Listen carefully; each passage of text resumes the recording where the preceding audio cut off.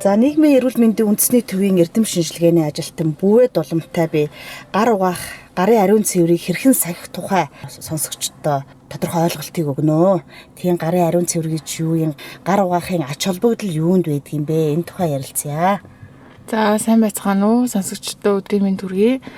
За өнөөдөр би та бүхэндээ гар угаах ач холбогдол болон ер нь яагаад заавал нөгөө гараа савандаж угаах хэрэгтэй юм. За хүмүүсийн дунд нөгөө гар алдаргуулжуулагчийг ихээр хэрэглэж байгаа энэ ямар үр дагавартай ямар үед энийг хэрэглэх хэрэгтэй гэдэг тал дээр яг ойлголт. Тэгээ яг хүмүүсийн гаргадаг төвөмөл алдаануудыг нөгөө залруулах тийм зөв ойлголтуудыг өгөх болно. Ерөнхийдөө бол гар угаах нь зөвхөн нөгөө ковидын халдвараас сэргийлэх биш.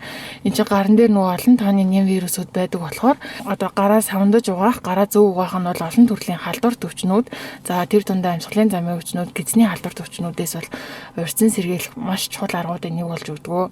За жишээ нь одоо та бүхэн ингээ бодоод үзэхэд за амьсгалын замын өвчнүүд жишээ нь одоо нөгөө ковид үед ханаас наатай хаад бид нэр гараараа дарчдаг штэ, эсвэл амны халдаа солих ч юм уу энэ үед гараа угаах.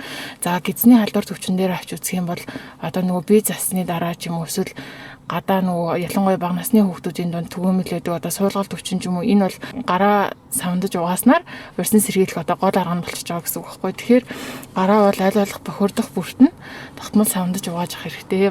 Гараа яагаад савандаж угаах заавал нөгөө савандаж угаа гэж байгаа гэхээр одоо савмаа нэм вирусын бүтцийн одоо гадна талынх нь одоо нөгөө ханыг нэгдэж өгдөг гэсэн гэмтээж одоо өөрөөр хэлбэл хүний биен дээр ярьлаа гэхэд одоо хүний арсыг соолох ч юм уу иймэрхүү байдлаар нөгөө тухайн нэм вирусыг хөлж өгдөг гэсэн. Тэгэхээр нөгөө гараа савандаж угаахад нөгөө савнгаараа урж байгаа учраас одоо тэр савнгийн маань молекулууд нөгөө нэм вирусынхаа ханыг гэмтээгээд тэгээ нөгөө усаар зайлагдангууд тэд нэр чи арилжиж байгаа гэсэн үг.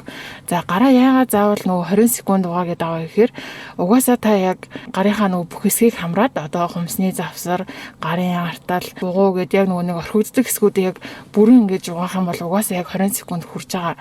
Тэгэхээр яг 20 секунд болон түүнээс дээш хугацаагаар савандаж угаах хэрэгтэй байгаа.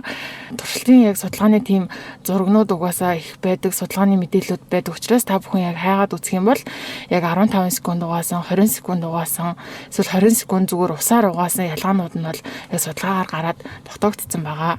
За 2020 онд нийгмийн эрүүл мэндийн үндэсний төв эрүүл мэндийн яам болон дэлхийн эрүүл мэндийн байгууллагын дэмжлэгтэйгээр хүн амын дунд яг ковидын урьдчилан сэргийлэлтийн хандлага ямар байгаа талаар судалгаа хийсэн байгаа. За тэгэхэд бол нийт хүн амын маань дунд бол гар угаах дадлал нь нэмэгдсэн. За ерөөдөө савандаж угаадаг гэсэн одоо зөв дадлууд ажиглагдсан боловч яг хүмүүсийн нөгөө угааж байгаа дундаж хугацааг нь ажиглаад авч үзэхэд бол ойролцоогоор 12 секунд байсан. 12-оос 15 секунд. Тэгэхээр эн чинь нөгөө 20 секундтай хүрэхгүй байна гэдэг чинь бидний одоо гарын айл нэг хэсэг нь нөгөө дутуу угаагдаад орхигдчихээн гэсэн үг. Тэгэхээр эн чинь бохир хэвээр байгаа учраас нөгөө бохир дээр үлдсэн нэм вируснууд чинь нөгөө гарын дээрээ үржээд хичнээн та гараа угаасан гэж бодож идэг нөгөөдөг чинь дахиж үржээд таныг халдварлуулах боломжтой болчихж байгаа байхгүй юу. Хүмүүсийн дунд гар халдваргүйжүүлэгчдэр бас их төвөмөл алдаа байдаг. Яагаад гэхээр гар халдваргүйжүүлэгчийг болохоор одоо савнгаас илүү нөгөө нэм вирусыг устгаж ийн гэж ойлгоод байдаг. Энэ маань үгүй яг л адилхан савн ямар үйлчлэгээтэй вэ? Гар халдваргүйжүүлэгч яг адилхан тийм үйлчлэгээтэй байгаа. Гол нь нөгөө нэг одоо гар алдаргүйжүүлэгч агуулгаж байгаа нөгөө спиртийн агуулмж нь одоо нэм вирусыг одоо амьдрах таартай орчин биш болохоор одоо шууд нөгөө хөрөнгүүд одоо өөхөх ч юм уу тиймэрхүү байдлаар устгаж байгаа гэсэн үг.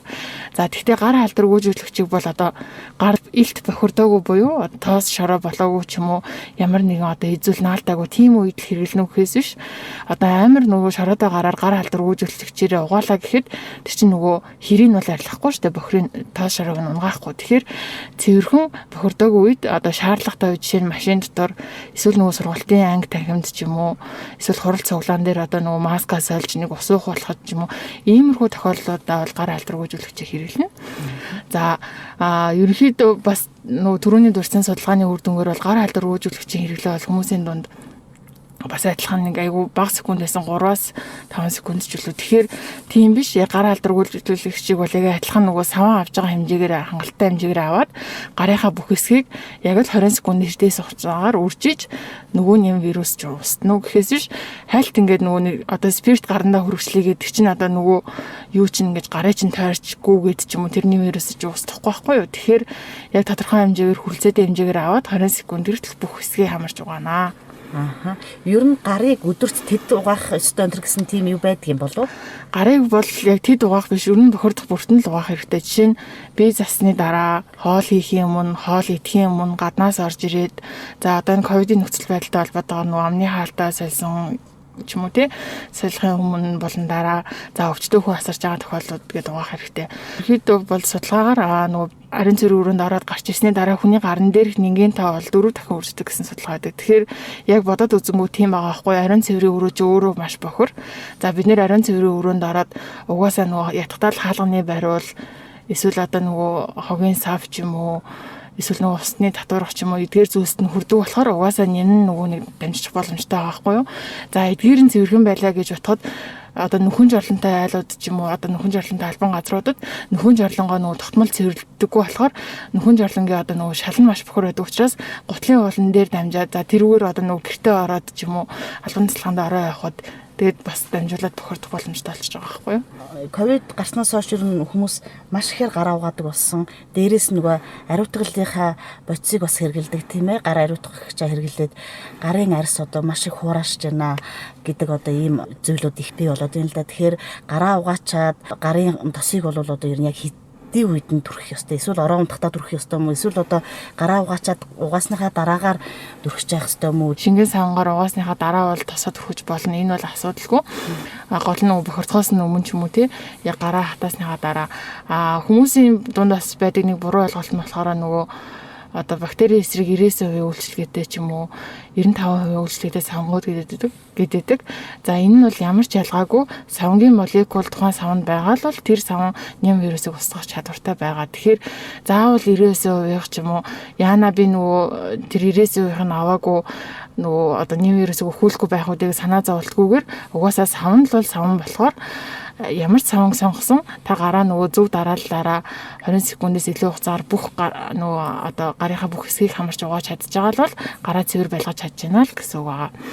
За гар халдваргүйжүүлэгчийн хувьд спирт агуулмж нь 60%-аас дээш байж нэм вирусээс нөгөө гарын дээр байгаа нэм вирусыг өхүүлж байгаа хгүй. Тэгэхээр мэдээч хэрэг нөгөө арьс хурааших ч юм уу арьс шахлаадах иймэрхүү асуудлууд тулгарч байгаа. Тэгэхээр гар халдваргүйжүүлэгчээ бол аль болох нөгөө савн ус байхгүй гараа угаах боломжгүй нөхцөлд хэрэглэх хэрэгтэй байгаа. Тэгээд хэрвээ яг үнэхээр ингээд нөгөө эмзэгшээд одоо хагарах ч юм уу иймэрхүү асуудлууд тулгарч ивэл гар халдваргүйжүүлэгчээ хэрэглэхээ болоод арай өөрөөр сольдог ч юм уу одоо бүр болохгүй бол та гараа савндаж угаах хэрэгтэй гэсэн үг. Дээрээс нь одоо гар халдваргүйжүүлэгчийг бол нөгөө 6-аас доош насны хүүхдүүдэд хэрэглүүлэхгүй гэдэг чтэй. Энэ нь болохоор нөгөө хүүхдийн арьс эмзэг мэдрэмтгий байдаг болохоор нөгөө хүчтэй спиртийн агуулмжтай юмар арчичаар одоо гар нь хагарах ч юм уу цэврүүдэх ийм асуудлууд тулгарч магадгүйгээд үүнээс гадна одоо гар халдваргүйжүүлэгчнүүд маш их нөгөө үнэртүүлэгчтэй нэг тийм гоё одоо өнгөтэй дээрээс нь янз бүрийн өнгөтэй байдаг болохоор нөгөө бага насны хүүхэд яг зөв хэрэгжилж чадахгүй энэ нэрээ гоё жимсний үнэртэй мэн ундаа яаж магадгүй дуух ч юм уу иймэрхүү байдлаар нөгөө химийн хордлогод өрсөж байгаа болохоор аль болох бага насны хүүхдүүд бол сайн ойлгуулж тайлбарлаж хэрэглэх эсвэл зүгээр хүүхдээ та гарын зөв угааж сургах хэрэгтэй. Үүнээс гадна хүмүүс одоо нөгөө гараа угаахаас залхуураад ч юм уу бас нэг удаагийн бэлийг аягүй хэрэгжилж байгаа харагдаж байгаа.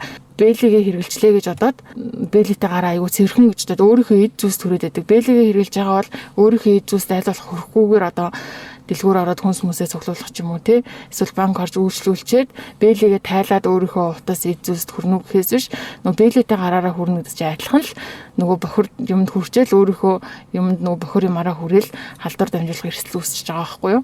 Тэгэл нөгөө эд зүйлсээ бохирдуулах. Тэгэхээр яг бэлигээ хэрэгжилж байгаа бол үнийгээ сайн тогтоох хэрэгтэй. Эсвэл бэлигээ хэрэглэхгүйгээр гараа сайн савндаж угаах хэрэгтэй л гэсэн үг. Нийгмийн эрүүл мэндийн үндэсний төвийн эрдэм шинжилгээний ажилтан Бүвэ Дулам та бүхэнд гарын ариун цэврийг хэрхэн сахих, за гараа угаахын ач холбогдлын тухай ойлголтыг өглөө.